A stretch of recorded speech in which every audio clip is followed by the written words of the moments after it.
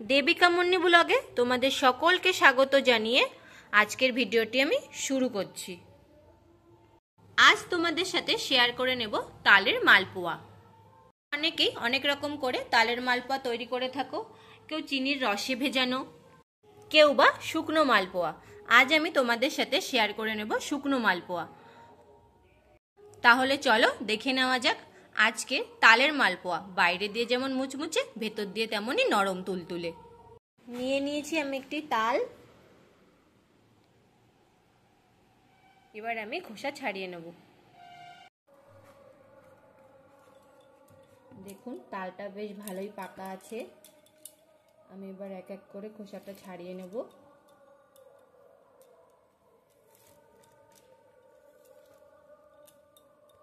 তালটাকে ছাড়িয়ে নিয়েছি।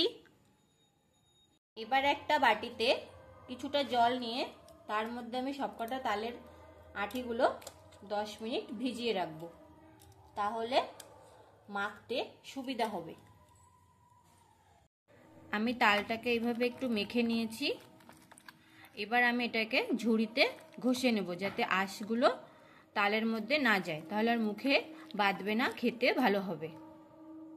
এভাবে আমি তালগুলোকে সব একটা একটা করে ঘষে নেব, যাতে আঁশগুলো ঝুড়িতেই আটকে যায়। দেখো আমার সবকটা বীজ থেকে তাল ছাড়ানো হয়ে গেছে।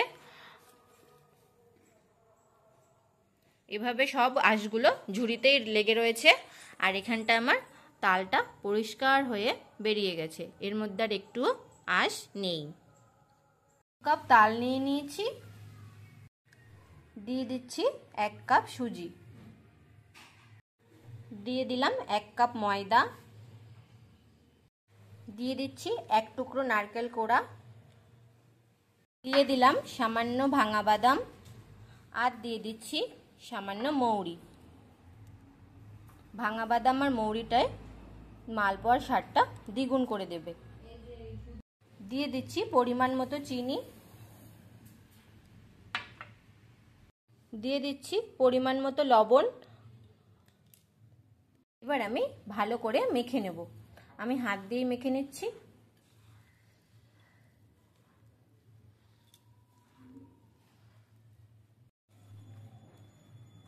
তালটা আমি মেখে নিয়েছি, না বেশি পাতলা না ঘন।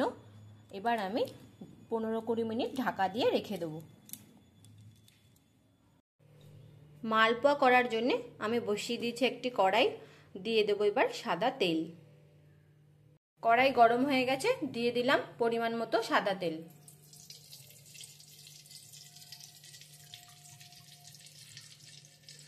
পনেরো মিনিট হয়ে গেছে, আমি ঢাকনাটা খুলে নিয়েছি। তেল গরম হয়ে গেছে, এবার আমি এক এক করে মালপোয়া ছেড়ে দেব। আমি 1 চামচ করে মালপোয়া তেলে দিয়ে দিচ্ছি। আমি একটা একটা করে ভেজে নেব। এক সাইড ভালো করে ভাজা হয়ে গেছে, এবার আমি মালপোয়াটাকে উল্টে দেব।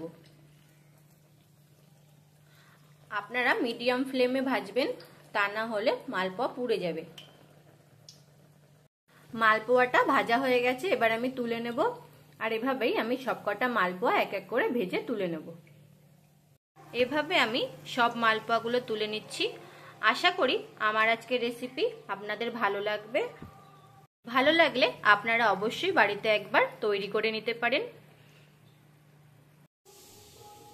আজ প্রথমবার আমার ভিডিও দেখে থাকলে আমার চ্যানেলটিকে সাবস্ক্রাইব করে রাখার অনুরোধ রইল, আর পাশে থাকা বেল আইকনটি অবশ্যই একবার প্রেস করে দেবেন, তাহলে যখনই আমি কোনো নতুন ভিডিও দেব আপনাদের কাছে খুব তাড়াতাড়ি পৌঁছে যাবে। সামনেই আসতে চলেছে রাধা অষ্টমী ও গণেশ চতুর্থী উৎসব। তোমরা রাধারানী ও সিদ্ধিদাতা গণেশের ভোগ হিসাবে তোমরা তালের মালপোয়া নিবেদন করতে পারো।